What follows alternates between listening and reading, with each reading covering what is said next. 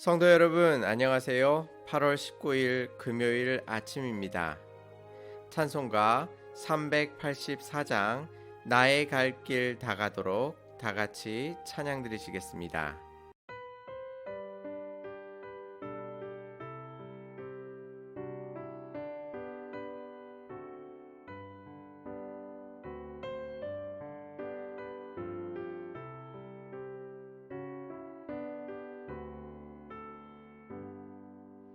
나의 갈 길 다가도록 예수 인도하시니 내 주 안에 있는 긍휼 어찌 의심하리요. 믿음으로 사는 자는 하늘 위로 받겠네. 무슨 일을 만나든지 만사 형통하리라. 무슨 일을 만나든지 만사 형통하리라. 나의 갈 길 다가도록 예수 인도하시니 어려운 일 당한 때도 족한 은혜 주시네. 나는 심히 고단하고 영혼 매우 가라나 나의 앞에 반석에서 샘물 나게 하시네. 나의 앞에 반석에서 샘물 나게 하시네.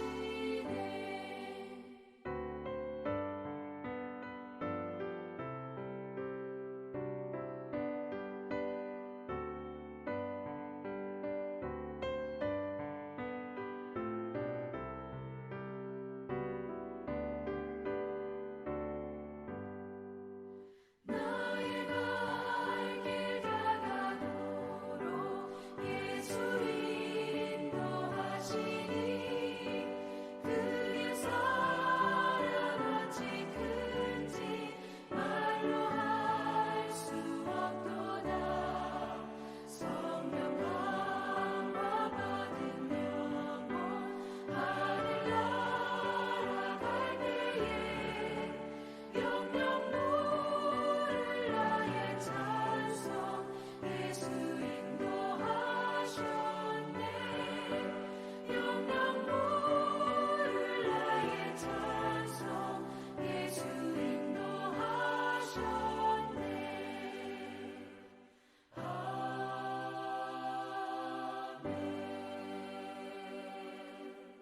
아멘. 하나님께서 오늘 우리에게 주시는 말씀은 창세기 10장 21절에서 32절까지의 말씀입니다. 셈은 에벨 온 자손의 조상이요 야벳의 형이라. 그에게도 자녀가 출생하였으니 셈의 아들은 엘람과 아스루와 아르박삭과 룻과 아람이요 아람의 아들은 우스와 훌과 게델과 마스며 아르박삭은 셀라를 낳고 셀라는 에벨을 낳았으며 에벨은 두 아들을 낳고 하나의 이름을 벨렉이라 하였으니 그때의 세상이 나뉘었으며 벨렉의 아우의 이름은 욕단이며 욕단은 알모닷과 셀렙과 하살마웻과 예라와 하도람과 무살과 디글라와 오발과 아비마엘과 스마와 오빌과 하윌라와 욕밥을 낳았으니 이들은 다 욕단의 아들이며 그들이 거주하는 곳은 메사에서부터 스발로 가는 길의 동쪽 산이었더라. 이들은 셈의 자손이니 그 족속과 언어와 지방과 나라대로였더라. 이들은 그 백성의 족보에 따르면 노아 자손의 족속들이요 홍수 후에 이들에게서 그 땅의 백성이 나뉘었더라. 아멘. 오늘 본문은 노아의 홍수 이후에 어떻게 인류가 생육하고 번성해 나갔는지를 우리들에게 말씀해 주고 있습니다. 하나님께서는 홍수로 인해 이 세상을 심판하셨지만 이 세상을 완전히 포기하신 것이 아니라 노아의 가족들을 통해 인류의 새로운 소망을 이어가고 계십니다. 오늘 본문을 통해 하나님께서 어떻게 이스라엘의 구원을 이루어 가시는지를 살펴보면서 하나님의 은혜를 나누고자 합니다. 오늘 본문의 내용은 간단합니다. 1절 말씀을 보시면 노아의 아들 셈과 함과 야벳의 족보는 이러하니라 라고 말씀하시면서 홍수 심판 이후에 노아의 세 아들인 셈과 함과 야벳에게 어떤 아들들이 나왔는지를 알려주고 있습니다. 전에도 말씀드렸듯이 성경에서 족보를 읽는 것은 쉽지 않습니다. 왜냐하면 생소한 이름들이 끊임없이 나오고 있고 그 이름들이 뜻하는 바를 알아채기 힘들기 때문입니다.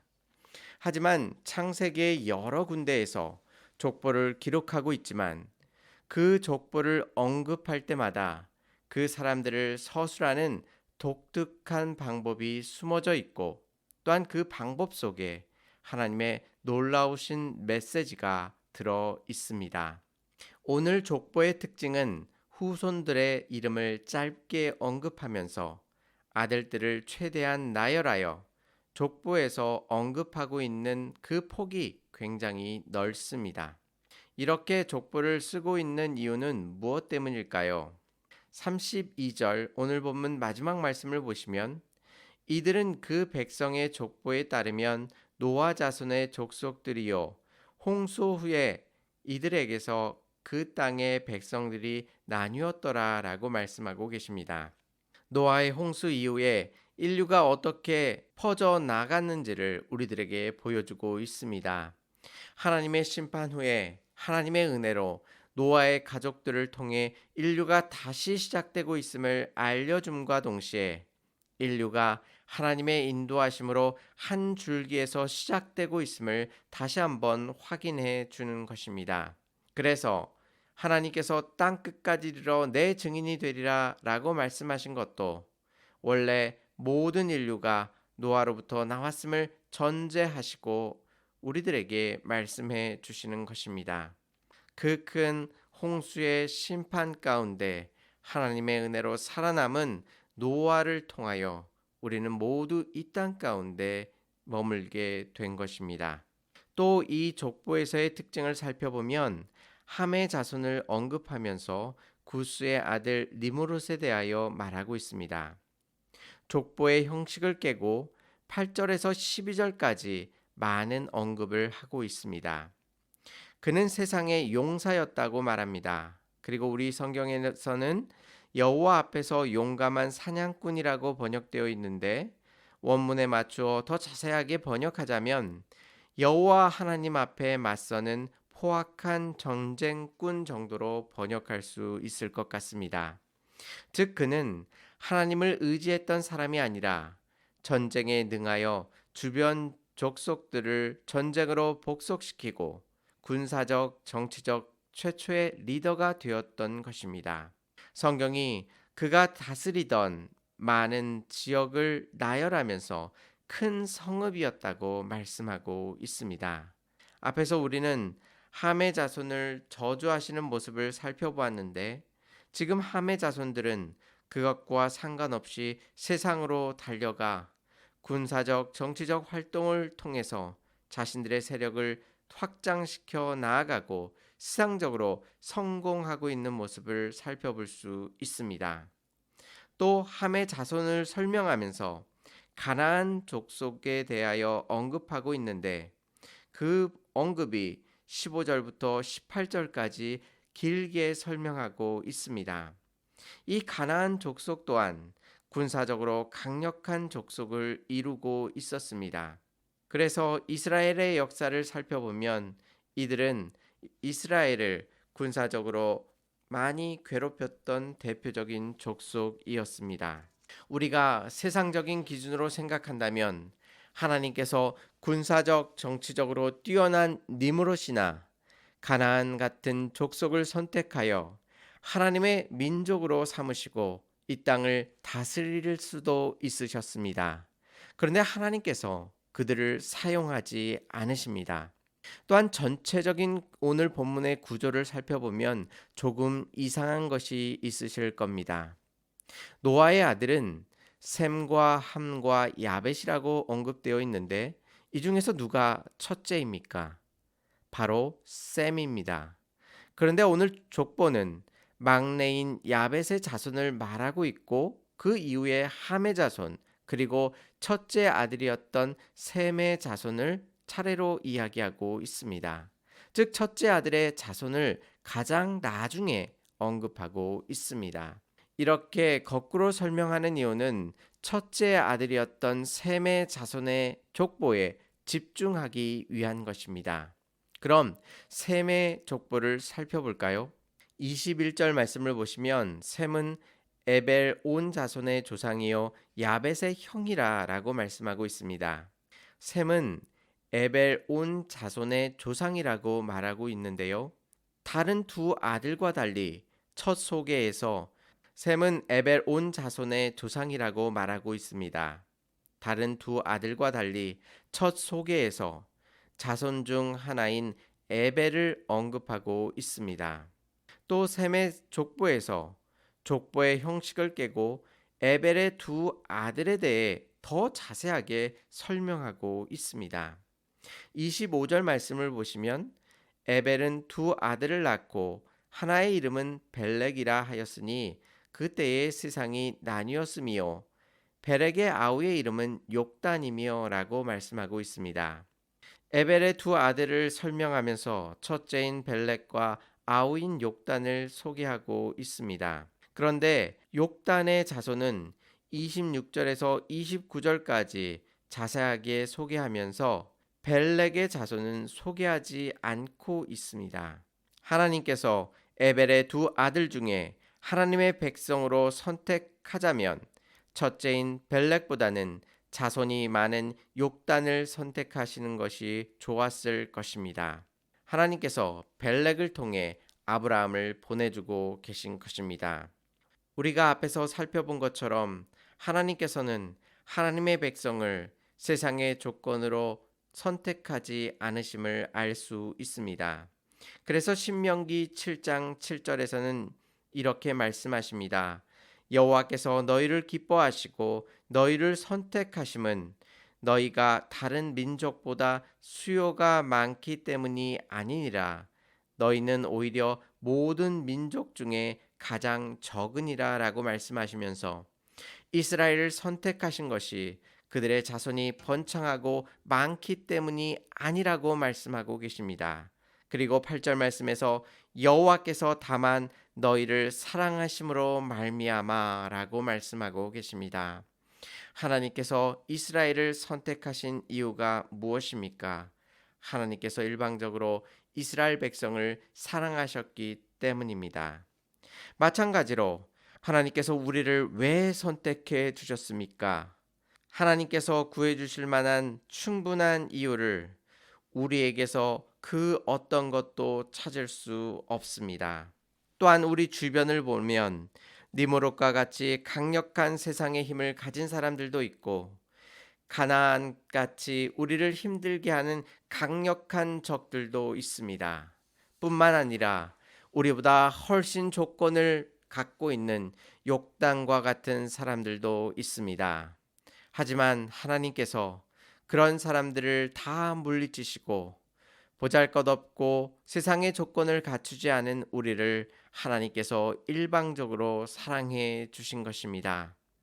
오늘 본문을 통해 하나님께서는 우리가 비록 초라하고 별 볼 일 없으며 우리가 가진 것이 없으며 세상에 어떠한 조건도 채우지 못한다 할지라도 하나님께서 그 사랑으로 우리를 붙들어 주시고 인도해 주신다고 약속해 주시는 것입니다.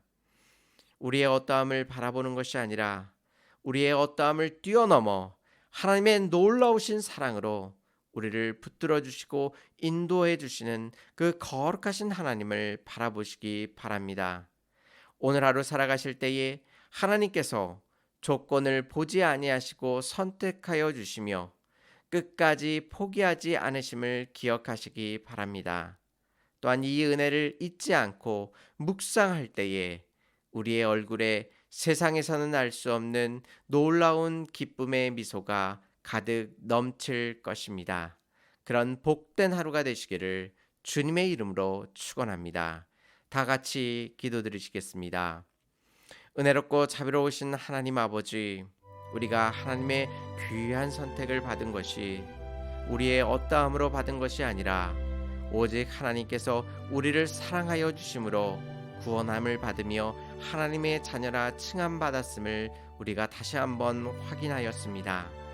구원받음과 하나님의 백성됨이 우리 스스로의 능력으로 된 것이 아님을 고백하게 하여 주시옵시고 주님 앞에 겸손한 모습으로 나아가며 또한 우리를 구원하여 주신 그 하나님의 놀라우신 사랑 안에 기뻐하며 감사하며 주 앞에 모든 영광을 올려드릴 수 있도록 인도하여 주시옵소서. 고난과 환난 속에서도 하나님 우리의 마음이 무너지지 아니하도록 붙들어 주시옵시고 고난과 환난 속에서 하나님께서 피할 길을 마련하여 주신다 말씀하여 주셨사오니 하나님 속히 우리가 이 고난과 환난 속에서 벗어날 수 있도록 하나님께서 우리들에게 은혜 위에 은혜를 덧입혀 주시옵소서. 하나님 아버지, 이 시간 주님 앞에 나와 자녀의 문제를 놓고 기도하며 주의 도우심을 구하는 성도님들 있으십니다. 하나님, 우리의 자녀들이 어느 곳에 어떤 모습으로 있을지라도 하나님께서 놀라우신 권능으로 붙들어 주셔서 그 인생이 실패하지 않게 하시고 오직 하나님의 은혜와 사랑 가운데 기쁨과 감사로 하나님 앞에 영광 돌리며 승리하는 삶을 살아갈 수 있도록 하나님께서 놀라운 은혜로 인도하여 주시옵소서. 또한 우리 가정을 위하여 기도하오니 하나님을 믿지 않는 우리 식구들이 주님 앞에 나와 하나님 앞에 두 손 들고 주님을 바라볼 수 있도록 붙들어 주시옵시고 또한 힘들고 어려울 때마다 주님만을 의지하며 주님만을 바라볼 수 있는 믿음의 가정들 될 수 있도록 하나님께서 역사하시고 인도하여 주시옵소서. 하나님 아버지, 우리의 이웃을 돌볼 수 있게 하여 주시옵소서. 어려운 형편 속에 눈물 짓는 이들에게 같이 울어줄 수 있게 하시고 또한 그들을 위하여 기도하게 하여 주시옵시며 그리스도의 사랑을 온전히 전할 수 있도록 하나님 우리들에게 능력과 힘을 덧입혀 주시옵소서. 우리들의 모든 삶을 통하여 오직 하나님께만 영광 돌리게 하실 줄 믿사오며 예수님의 이름으로 감사하며 기도 올리옵나이다. 아멘. 사랑하는 성도 여러분, 하나님께서 우리를 먼저 사랑하여 주심으로 우리를 구원하여 주시며 우리를 하나님의 자녀 삼아 주셨습니다. 오늘 하루 이 은혜를 생각하시며 기쁨과 감사 속에 넉넉하게 승리하시는 저와 성도님들이 되시기를 바랍니다. 감사합니다.